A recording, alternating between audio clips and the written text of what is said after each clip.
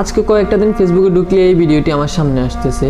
ভিডিওটি আসার মেন কারণ হচ্ছে মেয়েটি নাকি টাকা চুরি করতে গিয়ে ধরা গিয়েছে। ঘটনাটি হলো ঢাকা মিরপুর কলেজ গেট এলাকার একটি দোকানে। তো অনেকে এই ঘটনা নিয়ে অনেক ধরনের কথা বলতেছে। কেউ বলতেছে রাষ্ট্রের যত্নের অভাবে এরা চুরি করতেছে, কেউ বলতেছে অভাবে চুরি করতেছে, কেউ বলতেছে আবার স্বভাবে চুরি করতেছে। কিন্তু আপনারা মেয়েটির হাতের দিকে এবং তার পোশাক আশাকের দিকে তাকালে বুঝতে পারবেন সে অভাব কিংবা স্বভাবে নয়, এটা হচ্ছে তার ধান্দা, এটা হচ্ছে তার ব্যবসা। বাংলাদেশে ইদানিং নারীদের চক্রান্ত, নারীদের প্রতারণা বেড়ে চলেছে। তাই এই চক্রান্ত, এই প্রতারণা ঠেকাতে তাকে আইনের আওতায় আনা উচিত ছিল। ভাইটি একজন ছেলে হয়ে একজন মেয়ের গায়ে হাত দেওয়া এটা কখনোই ঠিক হয়নি। তো আমি মনে করি সে যত বড় অন্যায় করুক না কেন, দেশে আইন আছে, দেশে বিচার আছে, তাকে আইনের আওতায় আনা উচিত ছিল, তাকে আইনের আওতায় বিচার করা প্রয়োজন ছিল।